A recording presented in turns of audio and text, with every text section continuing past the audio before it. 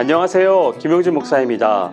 이 영상은 성경 통독하시는 데 도움을 드리기 위해 마련한 영상입니다. 통독을 하면서 익숙하지 않은 배경과 내용들로 인해서 어려움을 겪는 성도분들이 조금이나마 도움이 될까 싶어 마련한 것인데요. 조금만 관심을 기울이시면 읽으시는 데 유익이 있을 겁니다. 그럼 오늘 읽을 부분에 대한 안내를 해드리겠습니다.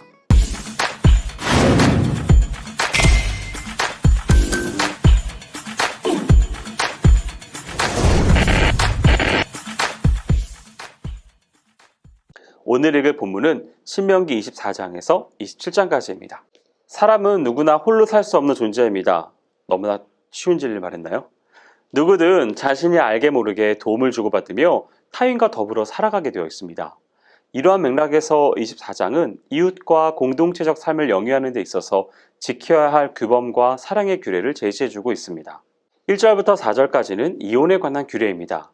이스라엘 사회에서도 부부간에 이혼하는 사례가 간혹 있었습니다.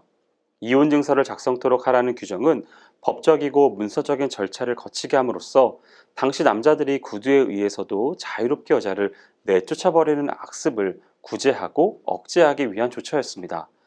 그리고 이혼 증서를 주고 내보낸 여자를 다시 아내로 맞아들이지 못하게 하는 규정 역시 남자가 기분에 따라서 이혼과 결혼을 행하는 것을 금하여 여성의 인권과 인격을 보호하기 위한 조처였습니다.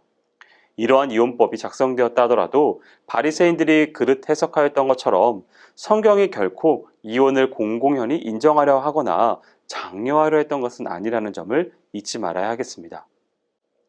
사회란 각기 다른 개성과 다양성을 지닌 사람들로 구성되어 있는 집단입니다. 그러므로 서로의 이해가 상출될 경우가 많고 때로는 고의든 비고의든 공동질서를 파괴하며 타인에게 위해를 가하는 경우가 있습니다.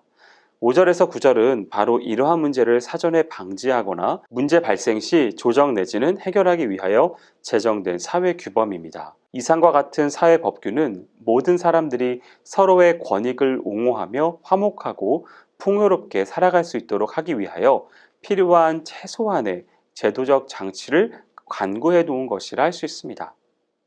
우리도 현재 많은 법규들이 존재하고 있는데요.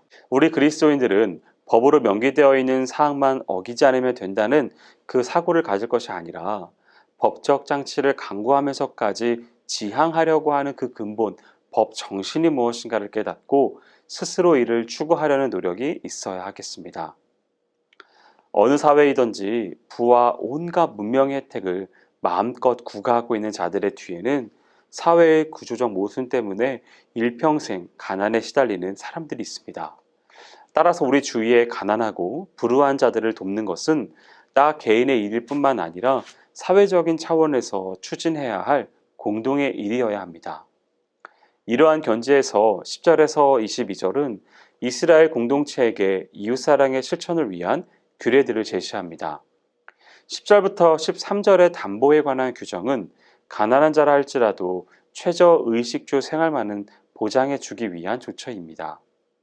14절과 15절의 품삯에 관한 규정은 고용주의 임금 체불 때문에 품꾼과 그 가족이 당장의 생계 유지가 곤란하게 되는 불행을 막기 위한 것이며 17절과 18절의 그 송사에 대한 규정은 힘없는 자들이 부당한 법적 처우를 받는 사례가 일어나지 않도록 하기 위한 것입니다. 또한 추수하거나 과일을 수확할 때에 그 일부를 남겨두라고 하는 이 조항이 있는데요. 그것은 그것으로서 가난한 자들이 생계에 도움을 얻도록 하기 위함입니다. 25장은 이스라엘의 공정성을 유지하기 위해 필요한 규례들을 열거한 내용입니다. 1절부터 3절은 사형에 못 미치는 범죄의 경우 그 경중에 따라서 40대 이내의 태형을 가하라는 규정입니다. 매질의 횟수를 40대 이하로 제한하고 있는 것은 비록 범죄자라 할지라도 그 인권이 보호되어야 한다는 원칙 아래 과도한 매질로 불구가 되는 불상사를 막기 위함입니다. 4절은 주인의 뜻에 따라 일한다면 비록 짐승이라 할지라도 수고한 대가를 받는 것이 당연하다는 원칙 하에 소의 입에 망대를 씌우지 말라는 규례입니다. 인간 사회에서 고용주가 고용인의 수고와 봉사에 대한 적절한 대가는 물론이고 인격적인 대우를 해주어야 함은 당연한 일입니다. 5절에서 10절은 후사가 없이 죽은 형제의 아내를 다른 형제가 취하여 죽은 형제의 가문과 기업을 이을 자녀를 낳게 해주는 결혼법인 계대 결혼에 관한 규례입니다. 이는 모세시대 이전부터 고대 근동에서 널리 실행되어 오던 관습입니다. 그러나 계대 결혼의 의무를 이행치 아니하는 자에 대한 제재 조항까지 설정하면서 이를 율법으로 성문화한 것은 모세시대에 와서입니다. 이 같은 입법 조처의 근거는 아브라함에게 주어졌던 하나님의 약속, 곧 번성과 이스라엘이 창대케 된다라고 하는 이 복, 그것을 배경으로 하고 있습니다. 11절과 12절은 상대방 남자의 생식 기능과 성 기능에 위해를 가할 수 있는 여인의 행동을 규제하는 내용이 나오고 13절에서 16절은 공정한 상거래와 관련하여 공평한 도량 형기를 사용할 것을 강조하는 내용입니다. 26장은 이스라엘이 가나안 땅에서 첫 수확을 거두어 하나님께 바칠 때에 제사장 앞에서 행해야 할 신앙 고백과 다른 하나는 11조를 바칠 때 행해야 하는 신앙 고백이 나옵니다.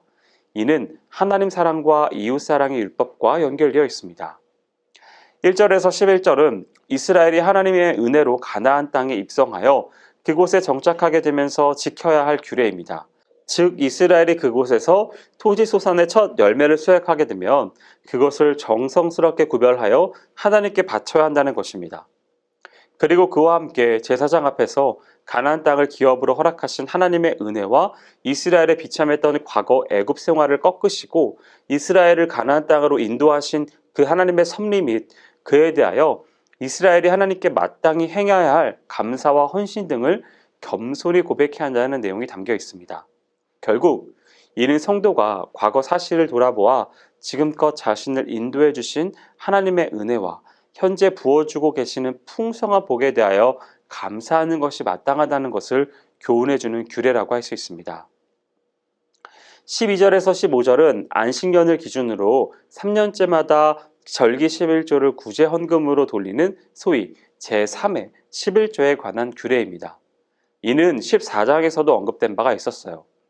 이 제3회 11조 역시 첫 소산물을 봉헌할 때와 마찬가지로 하나님 앞에서 충실히 이행한 후 그에 대한 양심선언적 신앙 고백과 이를 하나님께서 연락하시고 복주시기를 바라는 간구로서 행해져야 합니다. 16절에서 19절은 모세의 두 번째 설교를 마무리 짓고 있는 결론 부분입니다. 모세는 여기에서 이스라엘이 여호와의 모든 율법을 힘써 지킴으로써 그분을 자신들의 주로 인정하고 섬겨야 한다는 사실과 함께 그렇게 할 때 따르게 되어지는 점들을 강조하고 있습니다. 그것은 하나님의 보배로운 백성으로 인정받는 점, 하나님의 말씀을 더 철저히 지킬 수 있도록 인도함을 받는다는 점, 모든 사람보다 뛰어나게 된다는 점, 하나님의 거룩한 백성이 된다는 점 등입니다.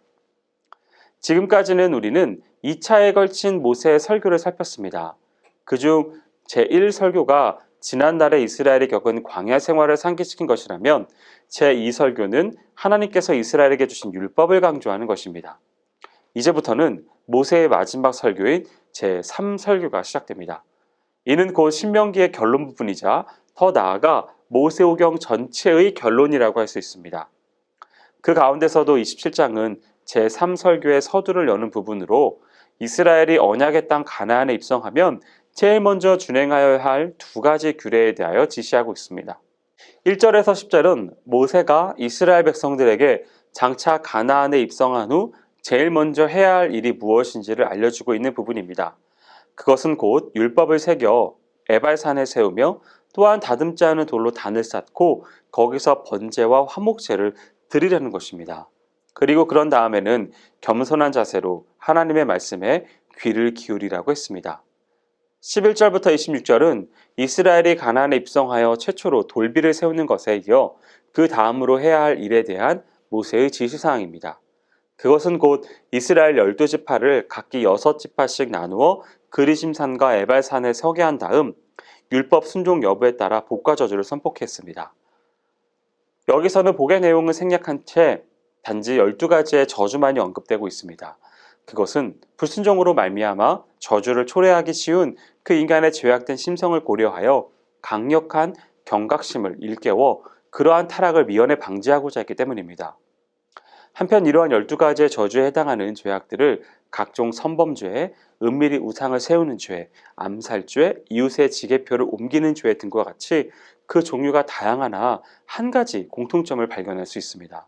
그것은 바로 이 모든 죄악들이 주로 인간의 눈에 잘 드러나지 않음으로 인해 교묘히 법망을 빠져나갈 수 있는 것들이라는 점입니다. 오늘 본문은 아무리 은밀한 죄일지라도 하나님의 눈앞에서는 벌거벗은 것 같이 확연하게 드러나게 될 뿐임을 분명히 알려주고 있습니다. 여기까지 신명기 24장에서 27장까지 성경 통독을 하실 때 도움이 될 만한 내용을 전해드렸습니다. 혹시 이 외에 질문이 있으시거나 나누고 싶은 이야기가 있으시면 밴드나 댓글로 달아주시면 필요한 도움을 드리겠습니다. 그럼 내일 다시 만나도록 하겠습니다. 동독 화이팅 하세요!